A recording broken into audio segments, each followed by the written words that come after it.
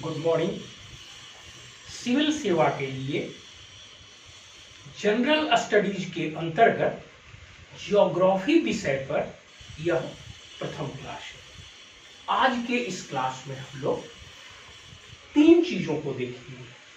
सबसे पहले इंट्रोडक्शन, दूसरा approaches to the study of geography, मतलब भूगोल के अध्ययन के अप्रोचेज या दृष्टिकोण क्या है, और तीसरा ब्रांचेज ऑफ जियोग्राफी, मतलब भूगोल के ब्रांचेज कौन कौन से हैं। चलिए शुरू करते हैं। सबसे पहले इंट्रोडक्शन को देखेंगे। जियोग्राफी दो शब्दों से मिलकर बना है,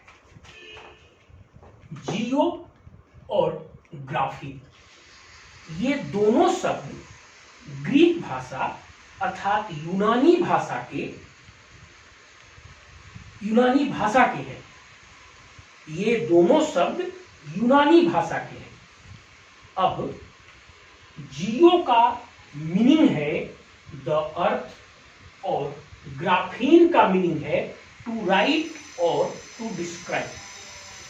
इस प्रकार जियो का अर्थ हुआ पृथ्वी और ग्राफीन का अर्थ हुआ वर्णन करना। अब जब आप इन दोनों को जोड़ देंगे तो जियोग्राफी का अर्थ हुआ पृथ्वी का वर्णन करना। इसका मतलब शाब्दिक अर्थ के अनुसार यदि देखें तो जियोग्राफी पृथ्वी का वर्णन करने वाला एक विज्ञान है। अब यहीं से एक दूसरा अर्थ निकल कर आता है। जैसा मैंने आपको कहा कि जियोग्राफी ग्रीक भाषा के दो शब्दों से मिलकर बना है, यूनानी भाषा के दो शब्दों से मिलकर बना है। ग्रीक को ही हिंदी में यूनान कहा जाता है। तो इसका यह भी मतलब हुआ कि जियोग्राफी के अध्ययन की शुरुआत ग्रीक पीरियड अर्थात यूनानी काल से हुई। मतलब जियोग्राफी के अध्ययन की शुरुआत ईसा के जन्म से लगभग 500 वर्ष पहले ग्रीक पीरियड में ही शुरू हो गई। अब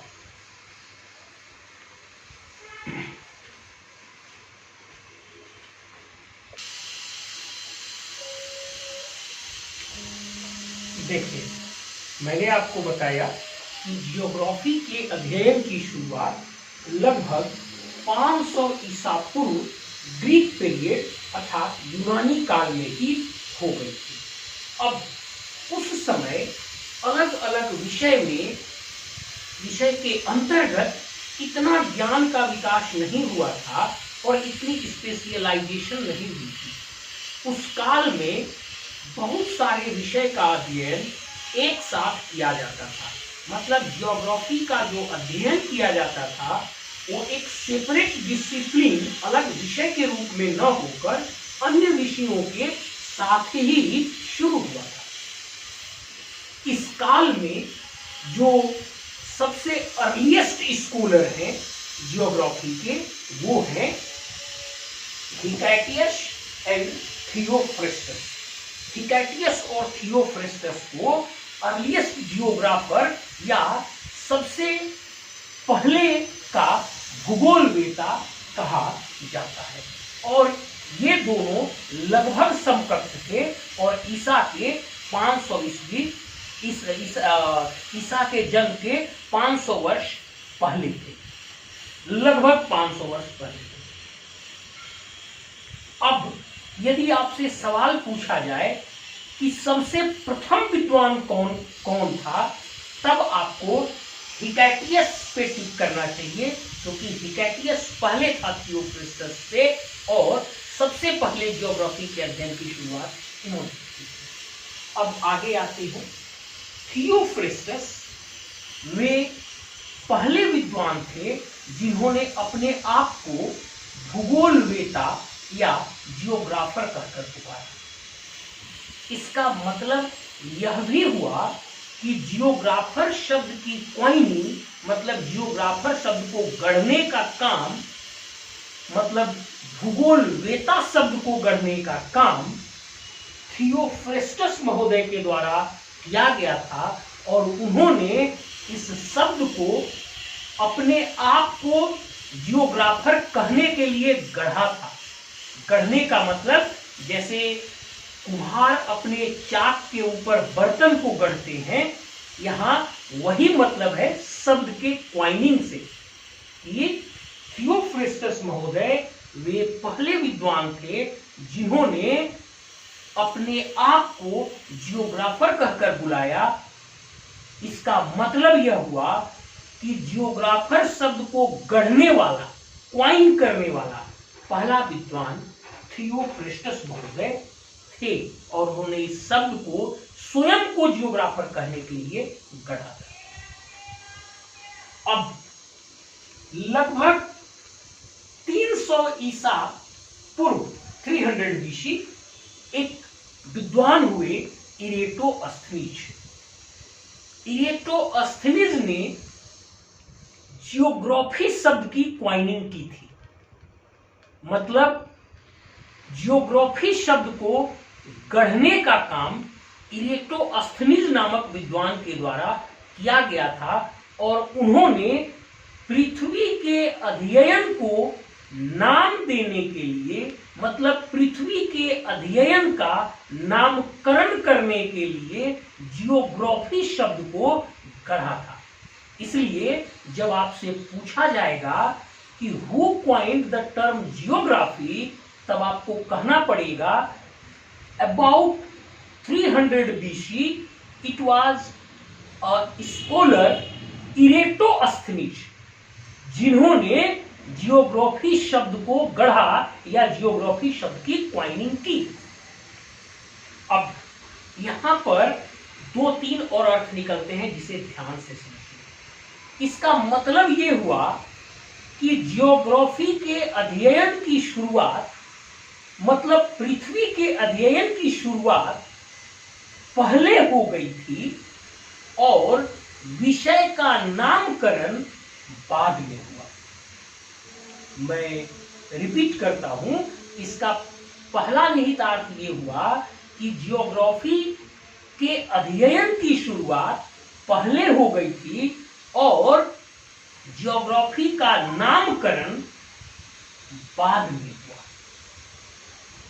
अब दूसरा, जियोग्राफर शब्द को पहले गढ़ा गया क्योंकि थियोफ्रेस्टस जो इरेटोस्थनीज से पहले थे उन्होंने जियोग्राफर शब्द को गढ़ा और जियोग्राफी शब्द को बाद में गढ़ा गया। तो ये दोनों निहितार्थ आप याद रखिएगा। अब इसके बाद एक विद्वान हुए कांट।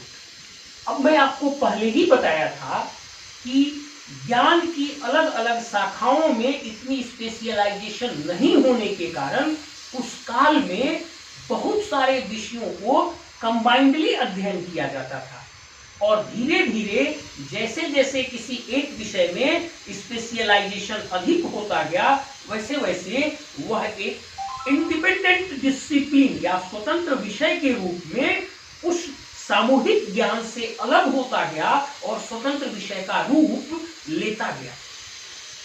तब मैंने आपको बताया कि पहले जियोग्राफी भी ज्ञान की एक सामूहिक शाखा में ही शामिल थी।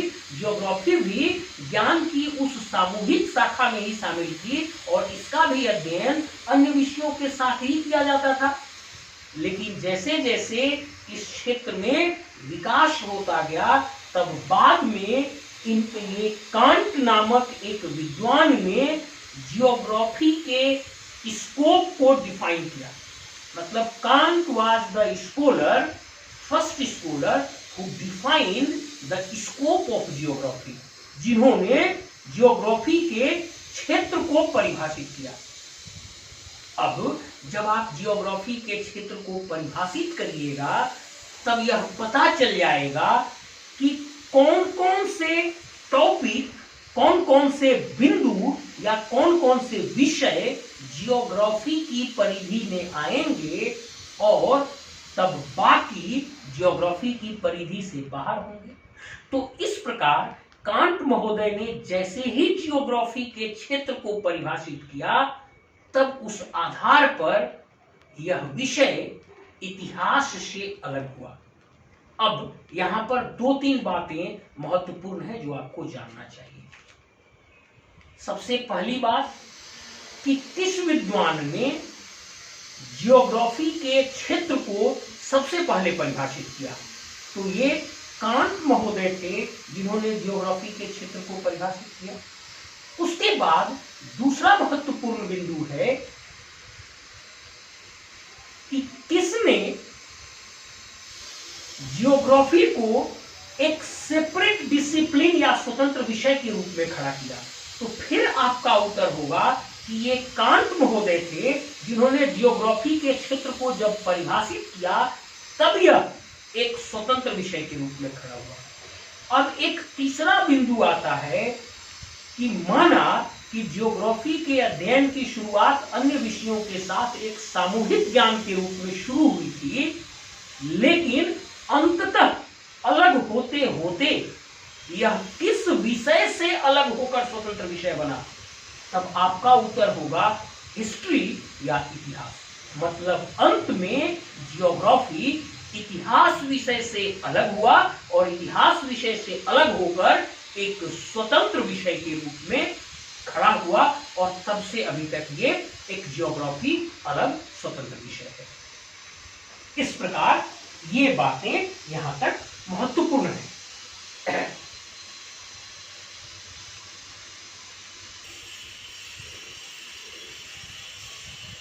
देखिए, अभी हमने जियोग्राफी के शाब्दिक अर्थ को समझा, फिर इसके शुरुआती काल के विद्वानों को समझा।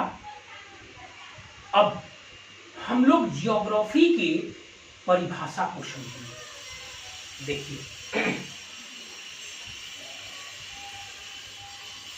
जब आप अधिकतर विद्वानों के द्वारा जियोग्राफी की जो परिभाषा दी गई है उसके कॉमन टर्म्स को निकालेंगे तब आपको यही परिभाषा मिलेगी कि geography is the study of man, its environment and the interaction between this to.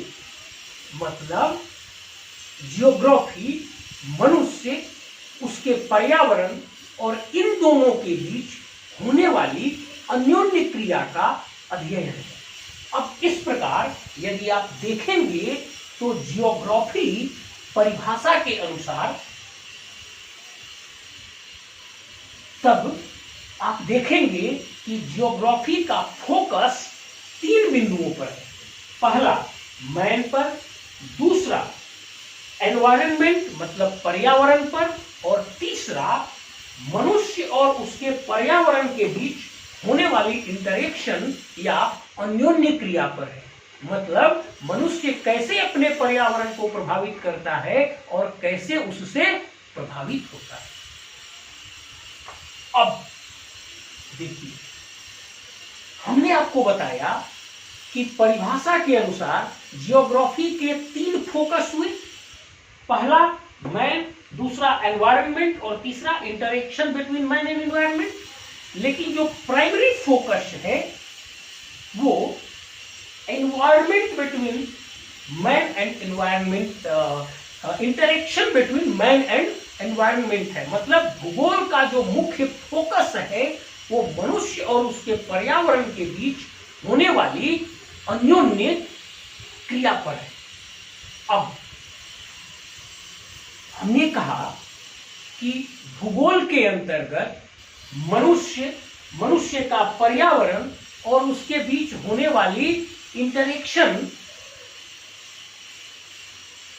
का अध्ययन किया जाता है। तब आपको समझना होगा कि पर्यावरण का विस्तार कहां तक है, मतलब पर्यावरण का प्रकार क्या है। अब आप देखिए, पर्यावरण का मतलब यहां पर केवल नेचुरल एनवायरनमेंट से नहीं है, मतलब केवल फिजिकल एनवायरनमेंट से नहीं है, बल्कि पर्यावरण का मतलब यहां पर फिजिकल एनवायरनमेंट और मैन मेड एनवायरनमेंट मतलब कल्चरल एनवायरनमेंट से भी है। मैं कहने का ये कोशिश कर रहा हूं कि यहां पर्यावरण को आप दो सेगमेंट्स में बांट सकते हैं। पहला है फिजिकल एनवायरनमेंट मतलब भौतिक पर्यावरण, और इसमें प्रकृति के द्वारा बनाई गई लैंड फॉर्म और प्रक्रियाएं या फिनोमेनन्स आते हैं, जैसे पत्थर, पहाड़, मैदान, वर्षा, गर्मी, तूफान, ओला, ये सारी चीजें इस भौतिक पर्यावरण का हिस्सा है।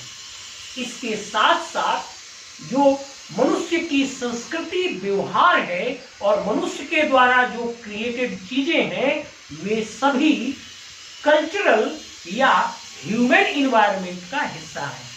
मतलब भौतिक पर्यावरण और सांस्कृतिक पर्यावरण मिलकर इस पर्यावरण का निर्माण करते हैं, और जियोग्राफी के अंतर्गत जिस पर्यावरण या इन्वायरमेंट की संकल्पना ली गई है, उसके अंतर्गत पर्यावरण के दो टुकड़े हैं। पहला भौतिक पर्यावरण और दूसरा सांस्कृतिक या मानवीय पर्यावरण। और ये मैंने आपको ऑलरेडी समझाया कि भौतिक पर्यावरण में प्रकृति की बनाई गई चीजें और क्रियाएं ली जाती हैं, और कल्चरल या ह्यूमन एनवायरनमेंट में मनुष्य की संस्कृति और मनुष्य के द्वारा क्रिएटेड चीजें ली जाती है। अब यहां तक आपको क्लियर हो गया होगा। अब यहीं पर एक और बात निकल कर आती है। क्या?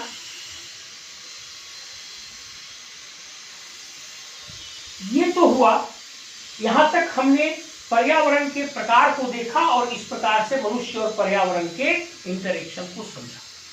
लेकिन अब एक बात और यहां पर आती है कि यदि भूगोल मनुष्य और उसके पर्यावरण के बीच इंटरेक्शन का अध्ययन है, तो मनुष्य का इंटरेक्शन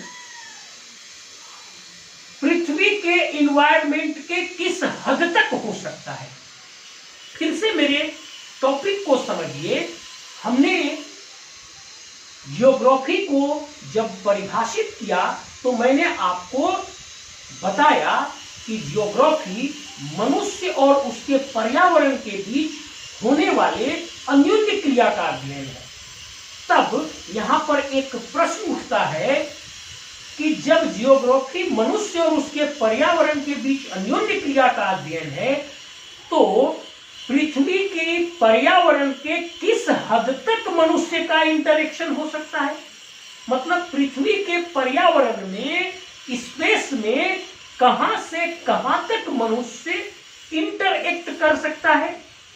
तब इसका जवाब है, आप यहां पर देखिए, अगर मान लीजिए ये पृथ्वी है, मैंने मान लिया, रुक जाइए इसको मिटा लेता हूं, चल जाइए,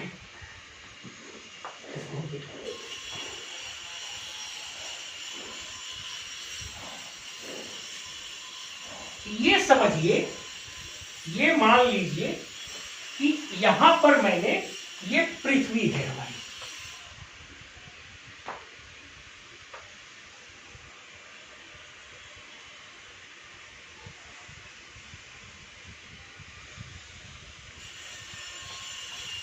अब इस पृथ्वी के सतह पर मनुष्य रहता है। अब मनुष्य की पहुंच पृथ्वी के पर्यावरण में पृथ्वी के थोड़े नीचे से और पृथ्वी के थोड़े ऊपर तक होती है। जैसे आप माइनिंग वगैरह के बारे में देखेंगे तो पृथ्वी से कुछ नीचे तक मनुष्य की गतिविधि होती है, मतलब मनुष्य की पहुंच पृथ्वी से कुछ नीचे तक होती है। वैसे ही मनुष्य की पहुंच पृथ्वी से कुछ ऊपर तक पर्यावरण में भी होती है। तब यदि हम भूगोल को मनुष्य और उसके पर्यावरण के बीच अन्योन्य क्रिया मानेंगे, तब पृथ्वी के पर्यावरण में मनुष्य की पहुंच पृथ्वी के थोड़े नीचे से और पृथ्वी के थोड़े ऊपर तक होगी।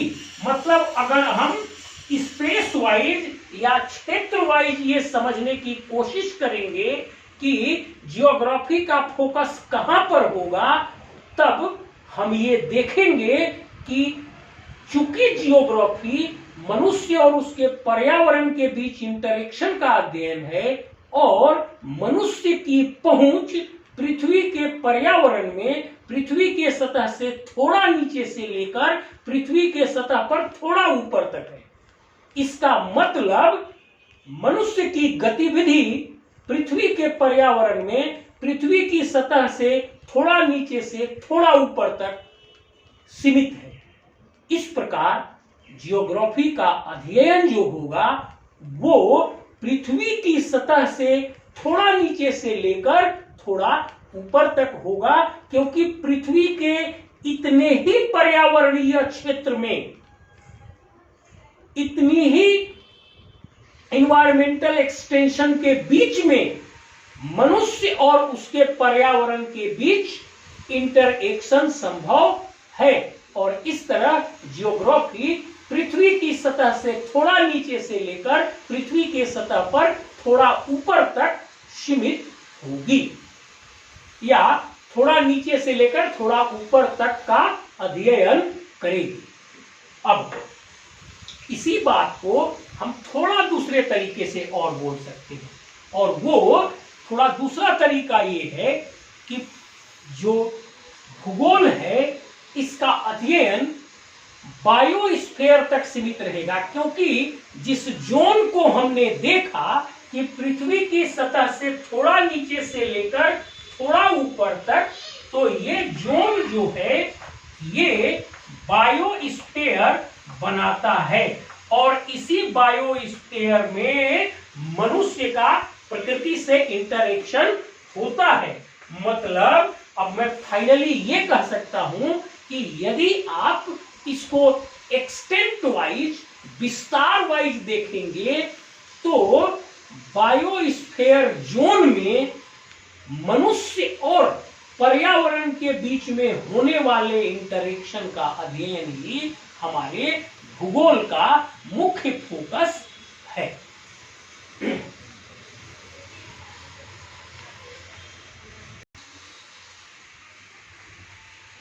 अब देखिए, अब आप जियोग्राफी, जियोलॉजी और एस्ट्रोनॉमी इन तीनों विषय के आपसी संबंध को भी समझने का प्रयास कीजिए। देखिए, जियोग्राफी में हमने बड़े बड़े शब्दों में लिखा है ग्राफी, और जियोलॉजी में हमने बड़े बड़े शब्दों में लिखा है लॉ।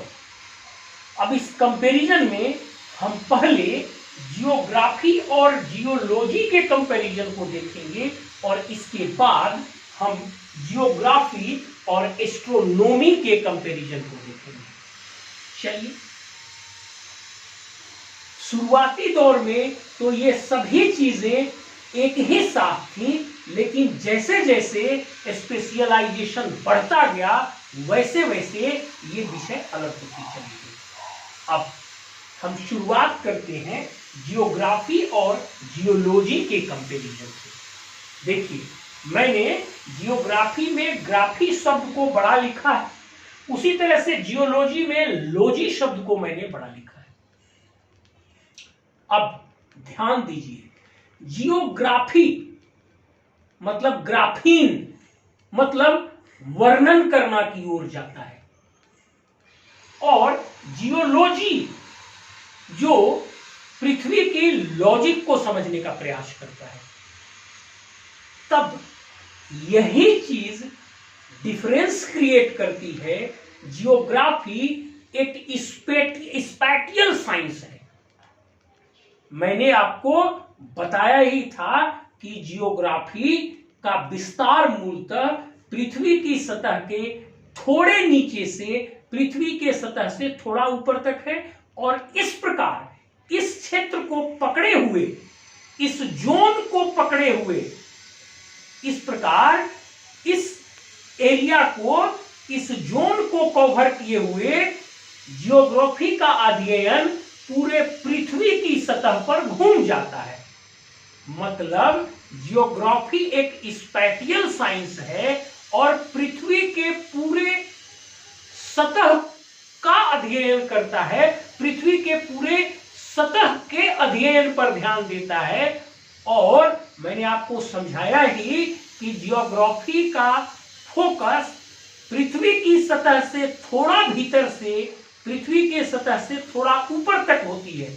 मतलब पृथ्वी के सतह से थोड़ा नीचे से लेकर पृथ्वी की सतह से थोड़ा ऊपर तक के जोन को पकड़े हुए पृथ्वी के संपूर्ण सतह का अध्ययन जियोग्राफी का हिस्सा।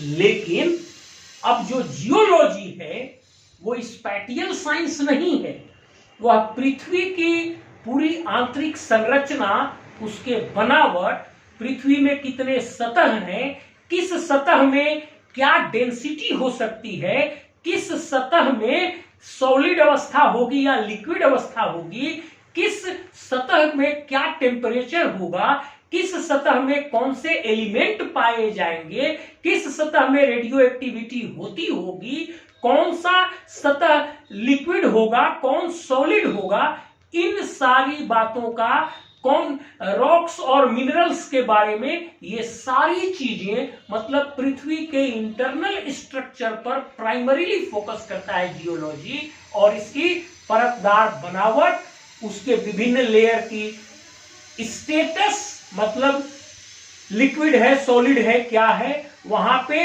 डेंसिटी क्या है, वहां पे टेम्परेचर क्या है, वहां किस प्रकार के एलिमेंट पाए जाते हैं, इन चीजों का अध्ययन करती है। कैसे धीरे धीरे केंद्र से ऊपर की ओर जब हम आते जाते हैं तो डेंसिटी घटते जाता है, चट्टानें ठोस होती जाती हैं, और सतह पर ऊपर फिर पर्यावरण तक हम लोग पहुंच जाते हैं। ये चीजों का अध्ययन जियोलॉजी में किया जाता है। तो इस प्रकार जियोग्राफी और जियोलॉजी का आप डिफरेंस को समझे। अब उठाइए जियोग्राफी और एस्ट्रोनॉमी को देखिए। फिर जियोग्राफी में आप क्या अध्ययन करेंगे, तो मैंने आपको बताया कि पृथ्वी की सतह से थोड़ा नीचे से लेकर थोड़ा ऊपर तक के जोन को पकड़े हुए पूरे पृथ्वी के सतह का अध्ययन जियोग्राफी में करेंगे। लेकिन एस्ट्रोनॉमी के अंतर्गत जितने भी खगोलीय पिंड हैं इस ब्रह्मांड में, उनकी गति के पीछे विज्ञान, उसके चलते क्या क्या ब्रह्मांडीय घटनाएं होती हैं, इन सारी चीजों का अध्ययन एस्ट्रोनॉमी के अंतर्गत आता है। और इस प्रकार चूंकि ये तीनों पृथ्वी से कहीं ना कहीं जुड़ते हैं, इसलिए कुछ जोन आपको ओवरलैपिंग का मिलेगा। मतलब कुछ बिंदु इन विषयों में ओवरलैप करेंगे, लेकिन एक जो मोटा मोटी डिफरेंस है वो मैंने आपको समझाया कि जियोग्राफी और जियोलॉजी में क्या डिफरेंस है और जियोग्राफी और एस्ट्रोनॉमी में क्या होता है। ठीक है।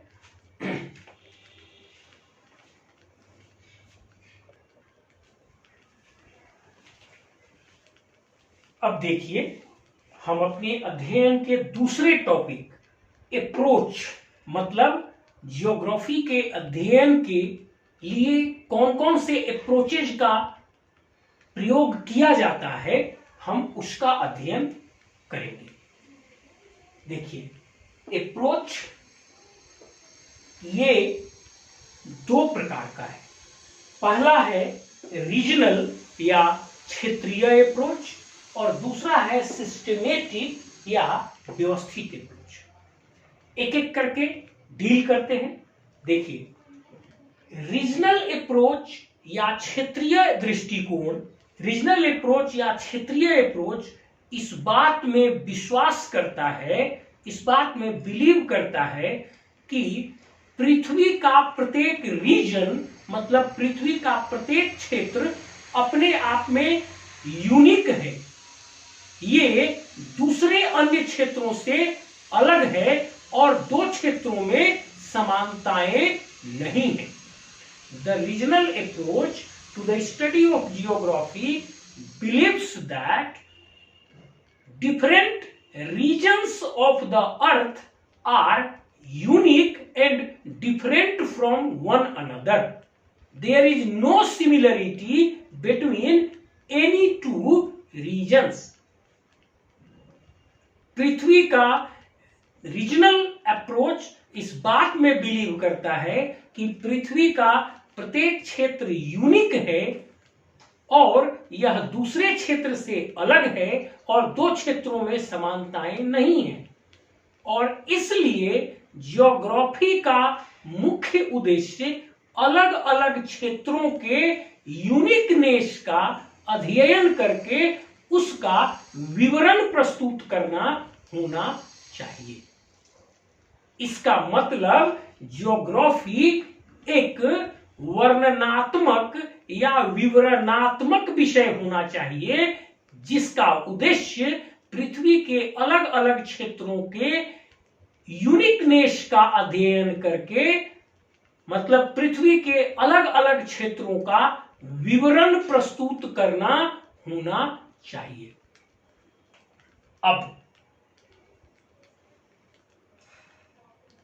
अब जो शुरुआती अध्ययन थे जियोग्राफी के, जिस समय बहुत ज्यादा साइंटिफिक रिसर्च नहीं हो पाए थे, बहुत एडवांस टूल्स नहीं थे रिसर्च के, उस समय इसी दृष्टिकोण को अपनाया जाता था और जो स्कॉलर थे वो अधिक से अधिक पृथ्वी का भ्रमण करने और उसके बारे में विवरण तैयार करने में लगे हुए थे और उनके द्वारा इसी दृष्टिकोण को अपनाया गया। जब आप ह्यूमन जियोग्राफी को पढ़ेंगे, मूल रूप से लोग माजिद हुसैन साहब की ह्यूमन जियोग्राफी को पढ़ते हैं, तो जब आप ह्यूमन जियोग्राफी को पढ़ेंगे तो आपको अलग अलग जियोग्राफर का जर्नी वृतांत देखने को मिलेगा और उसमें वे लोग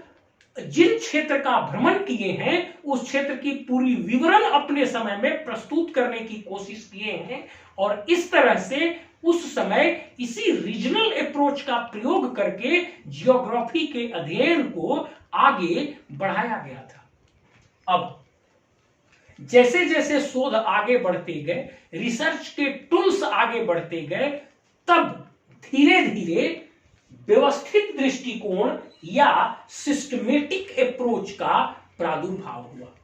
ये जो व्यवस्थित दृष्टिकोण या सिस्टमेटिक अप्रोच है, यह इस बात में बिलीव करती है कि यद्यपि पृथ्वी के अलग अलग क्षेत्रों में कुछ भिन्नताएं, कुछ डिफरेंसेज होती हैं, लेकिन इसके बावजूद पृथ्वी के अलग अलग क्षेत्रों में बहुत सी समानताएं होती हैं और जियोग्राफी को इन समानताओं का अध्ययन करना चाहिए और फिर इसके पीछे सिद्धांत का विकास करना चाहिए जिसके द्वारा यह बताया जा सके कि अलग अलग क्षेत्रों में इस प्रकार की समान लैंडफॉर्म या समान प्राकृतिक घटनाएं, समान मौसमी घटनाएं, समान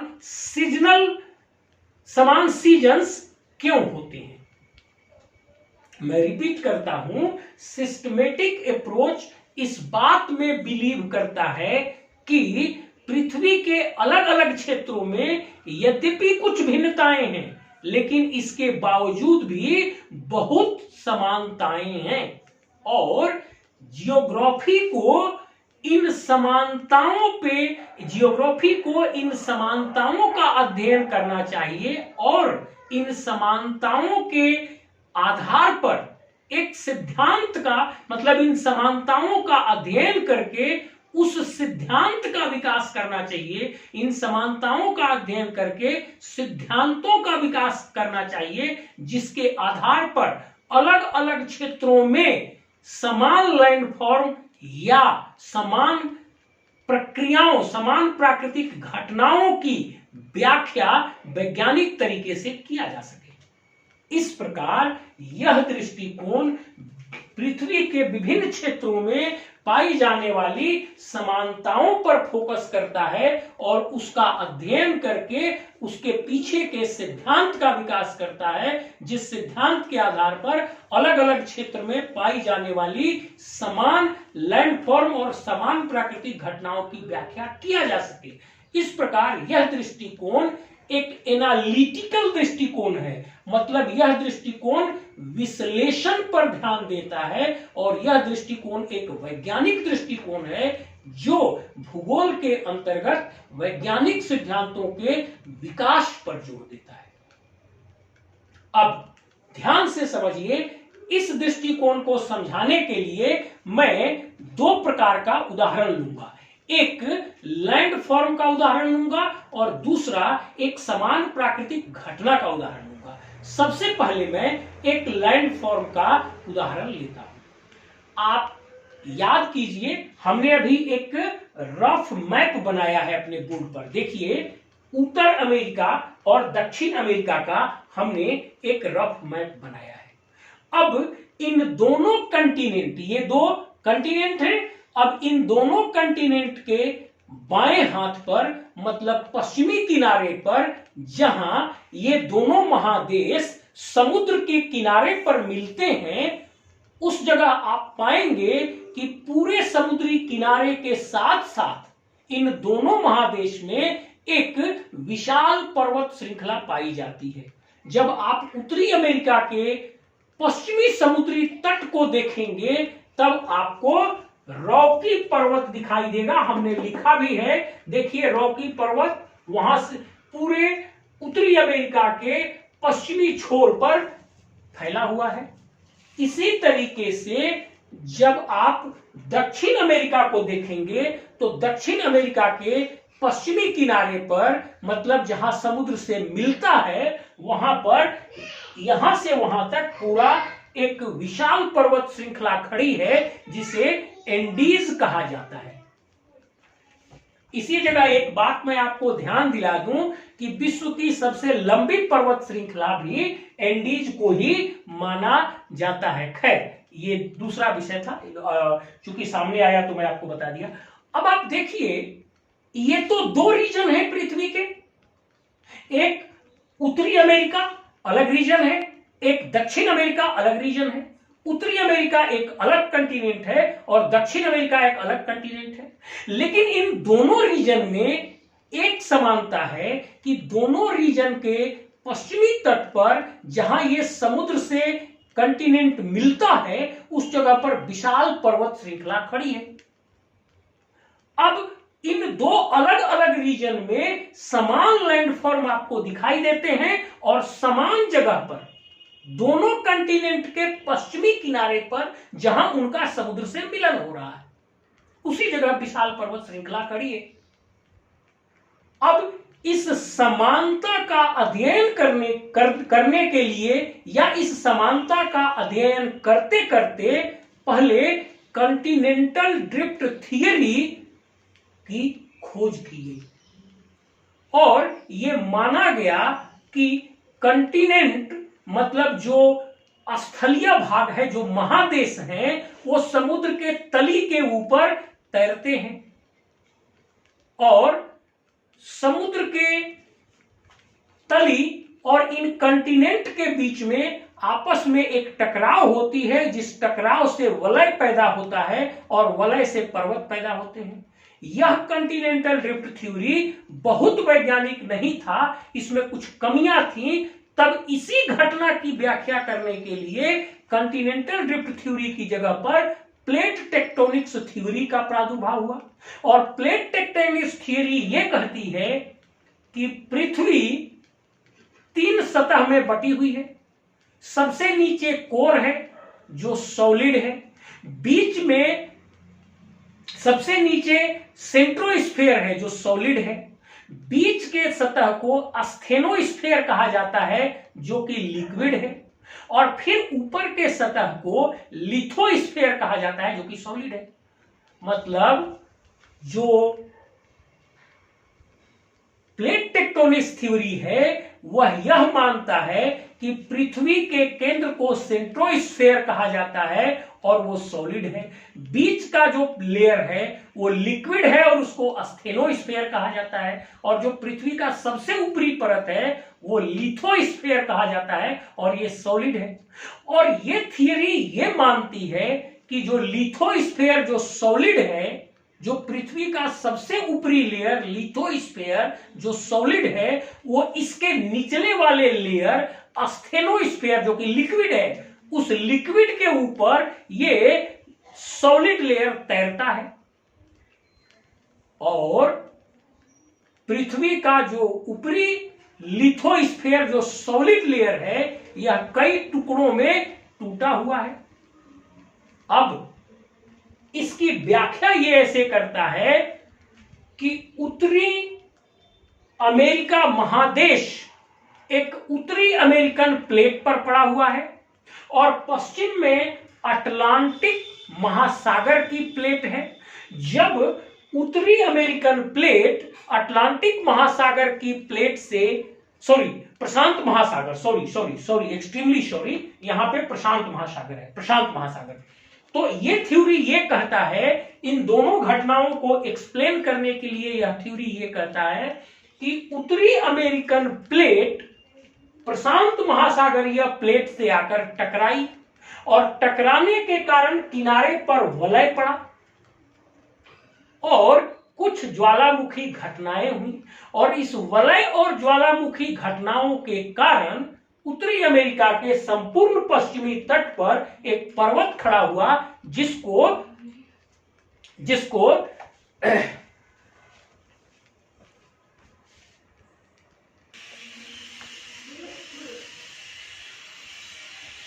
अब देखिए, उत्तरी अमेरिका के प्लेट और प्रशांत महासागर के प्लेट के आपस में टकराने से इस रॉकी पर्वत का निर्माण हुआ।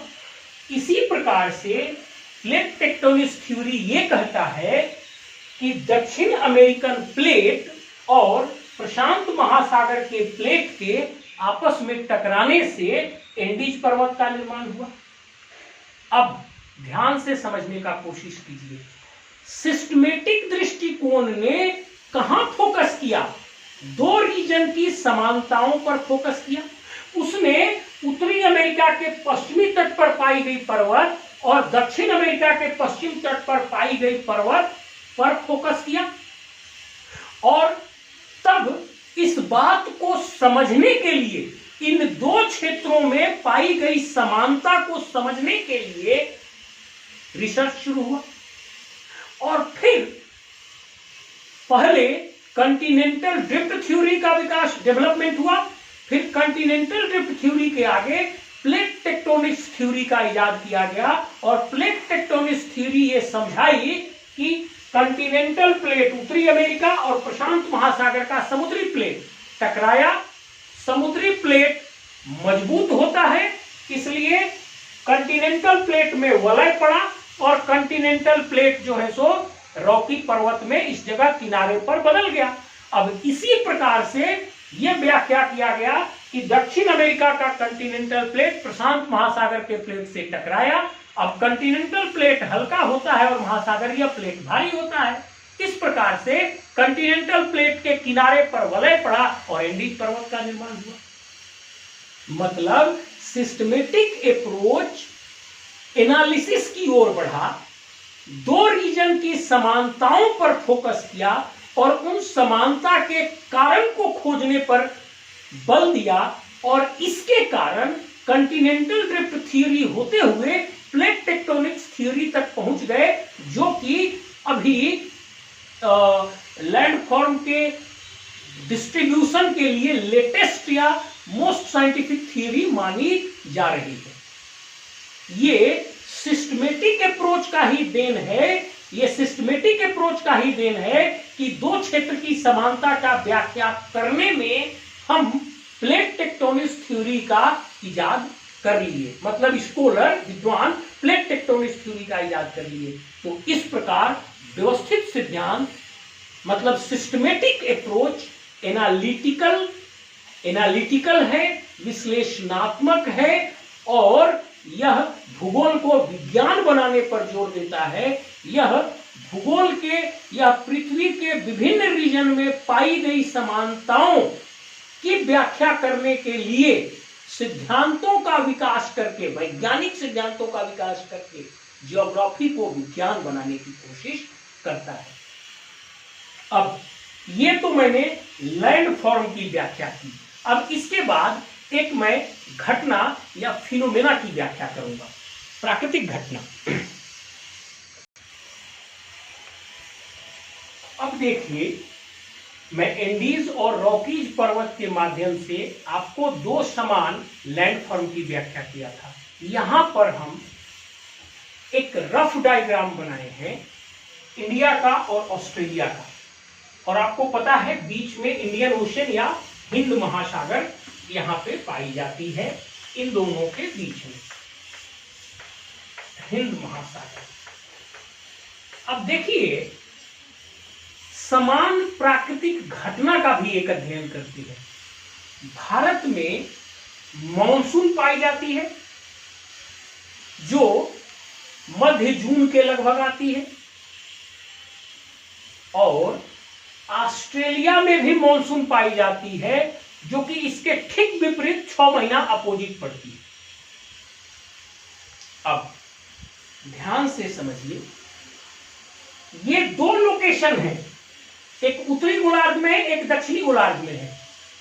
एक उत्तरी गोलार्ध में 23.5 डिग्री उत्तरी अक्षांश पर है और दूसरा दक्षिणी गोलार्ध में लगभग उसी 23.5 डिग्री दक्षिणी अक्षांश पर है।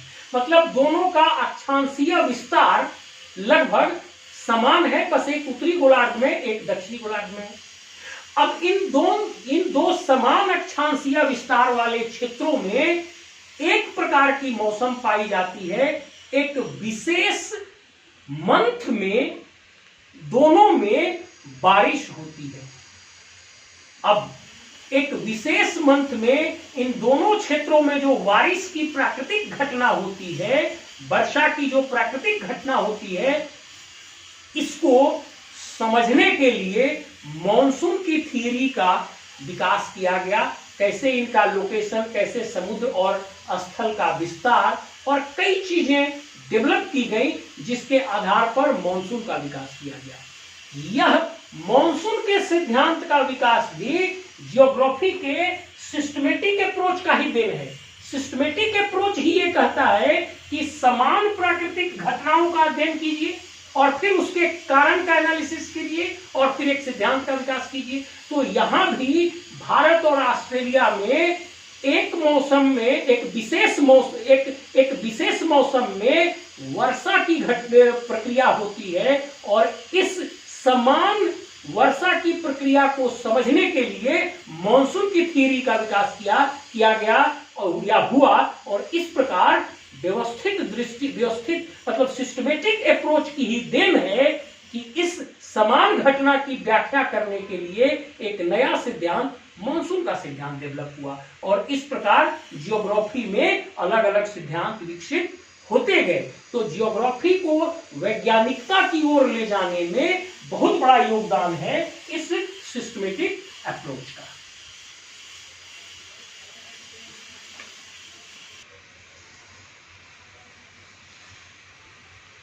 चलिए, अब हम आज के अपने लास्ट टॉपिक की ओर चलते हैं।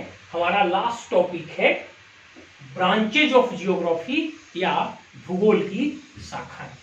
देखिए, हमने जब जियोग्राफी को डिफाइन किया था तो मैंने कहा था कि geography is the study of interaction between man and environment. मतलब जियोग्राफी मनुष्य और उसके पर्यावरण के बीच की अन्योन्य क्रिया का अध्ययन है। जियोग्राफी मनुष्य और उसके एनवायरनमेंट के बीच होने वाले इंटरेक्शन या अन्योन्य क्रिया का अध्ययन है। तब चूंकि पर्यावरण के दो हिस्से होते हैं, एक भौतिक पर्यावरण जो प्रकृति के द्वारा बनाई गई चीजें हैं, और दूसरा मानवीय पर्यावरण जो मनुष्य के द्वारा बनाई गई चीजें हैं। इसका मतलब पर्यावरण का दो प्रकार हो गया। इसका मतलब मनुष्य और पर्यावरण के बीच जो इंटरेक्शन होना है वो भी दो प्रकार का हो गया। एक मनुष्य और फिजिकल इन्वायरमेंट के बीच होने वाली इंटरेक्शन, और दूसरा मनुष्य और ह्यूमन इन्वायरमेंट के बीच होने वाली इंटरेक्शन। तब नेचुरल है कि जियोग्राफी की दो शाखाएं हो जाएंगी, एक भौतिक भूगोल या फिजिकल जियोग्राफी, एक भौतिक भूगोल या फिजिकल जियोग्राफी जिसमें मनुष्य और फिजिकल एनवायरनमेंट मतलब मनुष्य और भौतिक पर्यावरण के बीच होने वाली इंटरएक्शन का अध्ययन किया जाएगा, और दूसरा ह्यूमन जियोग्राफी जिसमें मनुष्य और मानवीय पर्यावरण के बीच होने वाली इंटरएक्शन का अध्ययन किया जाएगा। और इस प्रकार से कई जियोग्राफर जियोग्राफी को मुख्य रूप से दो ही ब्रांच में बांटते हैं, एक फिजिकल जियोग्राफी मतलब भौतिक भूगोल, और दूसरा ह्यूमन जियोग्राफी मतलब मानव भूगोल। और जो मैंने तीसरा दिखाया है आपको इकोनॉमिक जियोग्राफी, वो मानव भूगोल का ही तो हिस्सा है, क्योंकि इकोनॉमिक एक्टिविटी तो मनुष्य ही ना करेगा। लेकिन कुछ जियोग्राफर जियोग्राफी को तीन ब्रांचेस में अध्ययन की सुविधा के लिए बांट देते हैं। हालांकि आप देखिएगा तो ये इकोनॉमिक जियोग्राफी ह्यूमन जियोग्राफी का ही हिस्सा है, क्योंकि इकोनॉमिक जियोग्राफी मैन क्रिएशन है, मनुष्य की एक्टिविटी से पैदा हुई है। अब चूंकि हम यहाँ पे अध्ययन की सहूलियत के लिए जो वर्तमान दृष्टिकोण अपनाए जा रहे हैं जियोग्राफी को तीन भाग में बांटने की, हमने उसे तीन ही भाग में बांटकर अपने बोर्ड पर दिखाया है। आप चाहें तो इनको दोनों को, ये ह्यूमन और इकोनॉमिक को एक मान सकते हैं, और बहुत सारे विद्वान मानते भी हैं। अब चलिए,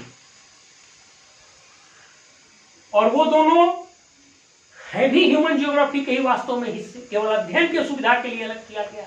अब देखिए, सबसे पहले आते हैं फिजिकल जियोग्राफी या भौतिक भूगोल पर। इसका इंटरनल और बाइफर्केशन करते हैं। तो सबसे पहला है जियोमॉर्फोलॉजी। इस जियोमॉर्फोलॉजी के अंतर्गत पृथ्वी पर पाई जाने वाली विभिन्न लैंडफॉर्म, जो पर्वत, पहाड़, पत्थर, मैदान, नदियां हैं, इनके बारे में अध्ययन किया जाता है, इनके कंपोजिशन के बारे में अध्ययन किया जाता है, और यह विषय जियोलॉजी के सबसे, यह ब्रांच जियोलॉजी के सबसे निकट माना जाता है। अब दूसरा है क्लाइमेटोलॉजी। इसमें विश्व के विभिन्न भागों में पाई जाने वाली मौसम, सीजन का व्याख्या किया जाता है, और इससे ये मीटियोरोलॉजी नामक एक विषय है, उससे काफी ये निकट है। अब तीसरा है ओशनोग्राफी। इसमें समुद्र का विस्तार, समुद्र की तली पर पाई जाने वाली विभिन्न आकृतियां, सैलिनेशन मतलब नमक वहां पे कैसे होता है, सो इन चीजों का अध्ययन ओशनोग्राफी में किया जाता है। हिंदी में समुद्र विज्ञान भी इसे कहते हैं। अब अगला है बायोजियोग्राफी। इसमें विश्व के विभिन्न क्षेत्रों में पाए जाने वाले अलग अलग प्रकार के जीवों का अध्ययन किया जाता है, और इस कारण को समझा जाता है कि अलग क्षेत्र में अलग प्रकार के जीव क्यों पाए जाते हैं, उनकी रेजिस्टेंस क्षमता, बनावट, सब चीजें अलग क्यों होती है। अब अगला है ह्यूमन जियोग्राफी। ह्यूमन जियोग्राफी का पहला इंटरनल पार्ट तो ह्यूमन जियोग्राफी ही। इसके अंतर्गत विभिन्न इथनिक कंपोजिशन को समझने का प्रयास किया जाता है। आप में से जो कोई भूगोल विषय से होंगे उनको पता होगा निग्रोइड किसे कहते हैं, मंगोलॉइड किसे कहते हैं, काकेशॉइड किसे कहते हैं, ऑस्ट्रेलॉइड किसे कहते हैं। मतलब विश्व के अलग अलग क्षेत्रों में जो मनुष्य की स्पेसीज जन्म ली उसमें कुछ बायोलॉजिकल भिन्नताएं थी। विश्व के विभिन्न क्षेत्रों में जो मनुष्य की स्पेसीज जन्म ली उसमें बायोलॉजिकल कुछ डिफरेंसेस थी। जैसे रंग, कुछ काले रंग के, कुछ पीले रंग के, कुछ गोरे रंग के, कुछ भूरे रंग के। बाल कि किसी के स्ट्रेट हेयर, किसी के कर्ली हेयर, किसी के ऊली हेयर। कर्ली मतलब घुमा घुमा, ऊली मतलब ऊन के जैसा हेयर पाए जाते हैं। जबड़ा, कहीं देखिएगा शार्प जबड़ा है, कहीं चौड़ा जबड़ा है। नाक, कहीं शार्प नोज वाले लोग हैं, कहीं नाक जो है पूरा स्प्रेड है, फैला हुआ है। उंगली मतलब ये कुछ ऐसी चीजें हैं जिसके आधार पर मनुष्य को विभिन्न इथनिक ग्रुप में डिवाइड किया जाता है और किसी क्षेत्र में, किसी एक देश या महादेश में अलग अलग इथनिक ग्रुप का कंपोजिशन पाया जाता है। जैसे भारत में ही देखिएगा तो दक्षिण भारत में जो मनुष्य हैं उनका इथनिक कंपोजिशन कुछ अलग है, उत्तर भारत में कुछ अलग है, पूर्वोत्तर में कुछ अलग है, कश्मीर के क्षेत्र में कुछ अलग है। मतलब जो इथनिक कंपोजिशन है, मतलब वहां की जो पॉपुलेशन है उसमें कुछ अलग इथनिक ग्रुप के हैं, कुछ अलग इथनिक ग्रुप के हैं, कुछ अलग मतलब कुछ ब्लैक कलर्ड हैं, कुछ व्हाइट कलर्ड हैं, मतलब गोरे रंग के चेहरे वाले हैं, कुछ चौड़े जबड़े वाले हैं, कुछ चौड़े नाक वाले हैं, कुछ स्ट्रेट हेयर वाले हैं, कुछ छोटे आंख वाले हैं। ये लोगों का जो कंपोजिशन है, मतलब कहीं की जनसंख्या में कितना कितना प्रोपोर्शन में ये अलग अलग इथनिक ग्रुप के लोग हैं, इसी का अध्ययन इस ह्यूमन जियोग्राफी में किया जाता है। अब दूसरा है पॉपुलेशन जियोग्राफी। पॉपुलेशन जियोग्राफी में ये समझने का प्रयास किया जाता है कि किसी भी देश के विकास की किस अवस्था में पॉपुलेशन बहुत अधिक बढ़ता है, कैसे साइंटिफिक डेवलपमेंट जब होते जाते हैं तो पॉपुलेशन पर कंट्रोल होता है। जैसे आप यूरोप की इतिहास को पढ़िए, पहले कैसे उनके यहाँ जनसंख्या की वृद्धि हुई, बाद में अब कैसे जनसंख्या नियंत्रण हो गई, कैसे अब जनसंख्या घटने लगी वहां की, ये बातें हैं। इसी प्रकार से पॉपुलेशन में इमिग्रेशन एंड एमिग्रेशन, मतलब अब इसका हिंदी हम क्या बोले, इमिग्रेशन मतलब बाहर से लोग आपके यहाँ आते हैं और एमिग्रेशन मतलब आपके यहाँ से लोग बाहर कहीं चले जाते हैं। तो इन कारणों का अध्ययन किया जाता है कि क्यों कहीं पर अधिक से अधिक लोग जमा होते हैं, जनसंख्या बढ़ जाती है, क्यों कहीं से लोग भागकर दूसरी जगह चले जाते हैं और वहां की जनसंख्या न्यूनतम हो जाती है। तो इन सब बातों का अध्ययन इस पॉपुलेशन जियोग्राफी में किया जाता है। कल्चरल जियोग्राफी में स्पैटियल स्प्रेड ऑफ कल्चर, मतलब विश्व के विभिन्न भागों में अलग अलग कल्चर क्यों पाई जाती है, क्यों किसी क्षेत्र में किसी विशेष प्रकार के धर्म और संस्कृति का विकास हुआ।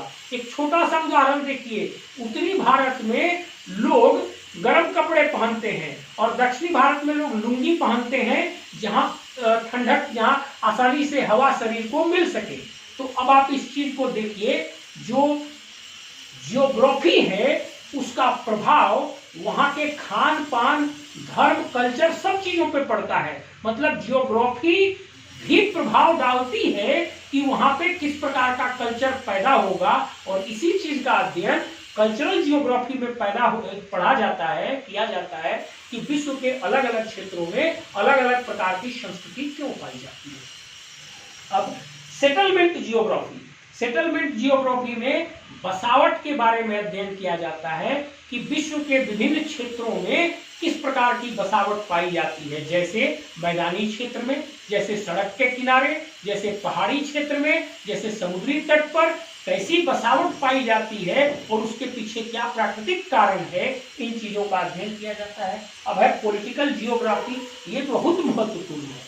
पॉलिटिकल जियोग्राफी एक्चुअली जियोपॉलिटिक्स का अध्ययन करने की कोशिश करता है। जब आप ह्यूमन जियोग्राफी को पढ़ेंगे आपको समझ में आएगा कि कोई विशेष क्षेत्र जियोपॉलिटिकली बहुत महत्वपूर्ण क्यों होता है? हालांकि उस क्षेत्र से किसी देश को बहुत आर्थिक लाभ नहीं होता, वहां से कोई उद्योग धंधे नहीं चलते, लेकिन फिर भी उस क्षेत्र को अलग अलग देश कब्जा करने की कोशिश करते हैं, क्योंकि वो जियोपॉलिटिक्स के रूप से, मिलिट्री रूप से बहुत महत्वपूर्ण होता है। मैं भारत में एक उदाहरण लेके बताता हूं।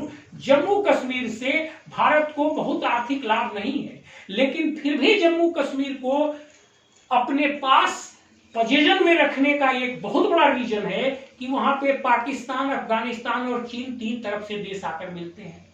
अब वो एक बहुत स्ट्रेटेजिक लोकेशन है जो भारत की नियति तय कर सकता है। अब उस लोकेशन का जियोपॉलिटिकल महत्व को आप समझिए, और यही चीज पॉलिटिकल जियोग्राफी में अध्ययन किया जाता है। अब आगे आइए, अगला है इकोनॉमिक जियोग्राफी। इसमें पहला ब्रांच है एग्रीकल्चरल जियोग्राफी। इसमें अध्ययन किया जाता है कि विश्व के किस क्षेत्र में किस प्रकार की एग्रीकल्चर डेवलप हुई और क्यों डेवलप हुई।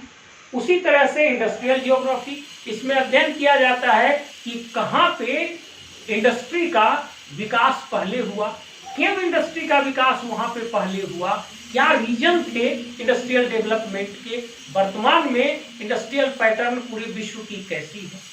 अब ट्रांसपोर्ट, ये यहाँ पे अध्ययन किया जाता है कि किन क्षेत्रों में किस प्रकार के ट्रांसपोर्ट का विकास होता है। जैसे यदि आप भारत के बारे में देखिएगा तो भारत में जो जलीय ट्रांसपोर्टेशन है, जो स्थलीय सड़क ट्रांसपोर्टेशन है और जो रेलवे ट्रांसपोर्टेशन है, इन तीनों में एक सौतन का बिहेवियर आपको दिखाई देगा।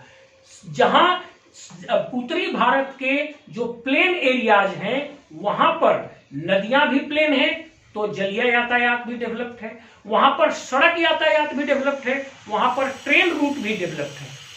इसी तरह से भारत के जो तटीय मैदान हैं वहां पर भी आपको तीनों पैरेलल दिखाई देंगे।